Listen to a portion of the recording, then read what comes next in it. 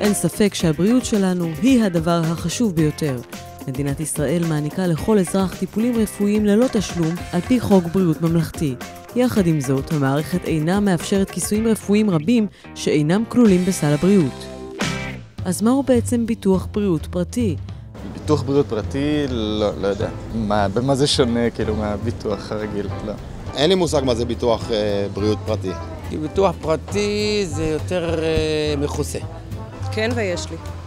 יש לי ביטוח סיעודי דרך הכללית וביטוח חיים, ולא ביטוח בריאות בנוסף למה שיש לי מהכללית. ביטוח ממלכתי הוא ביטוח שניתן על פי חוק לכל אזרחי מדינת ישראל. הוא מביא להם רפואה באיכות סבירה, מרחק סביר ובזמינות סבירה. ולכן חלק מהפתרונות לבעיות של החוסר זמינות או טכנולוגיות פחות מתקדמות ניתנים באמצעות ביטוחים פרטיים.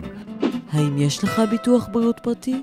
לי יש לי, כן. יש לי רק את הביטוח המשלים של קופת חולים.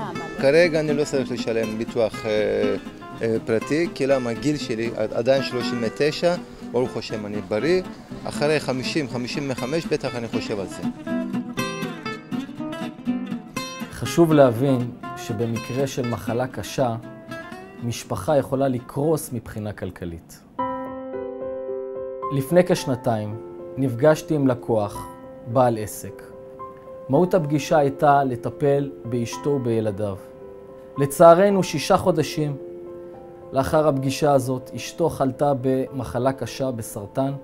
בעל העסק הזה נאלץ במהלך כ5-6 חודשים לעזוב את העסק שלו, להיות צמוד לבת זוגתו, ללוות אותה בטיפולים יום אחר יום בבתי חולים.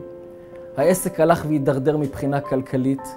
המשפחה הזאת קיבלה 250,000 שקל למחלה קשה, מה שנתן להם בעצם את השקט הנפשי לנסות להתמודד עם הגזרה המרה ועם הטיפול במחלה. אני חושב שזו חובה של כל בית במדינת ישראל. יהיה ביטוח לאירועים בסיסיים של תרופות מחוץ לסל, השתלות וניתוחים בחו"ל, חבילה בעלות שמקבילה לחשבון סלולרי חודשי או לעלות של חבילת גבלים. זו בעיניי החבילה המינימלית של משפחה, ולמגדל יש את המענה לכל הצרכים.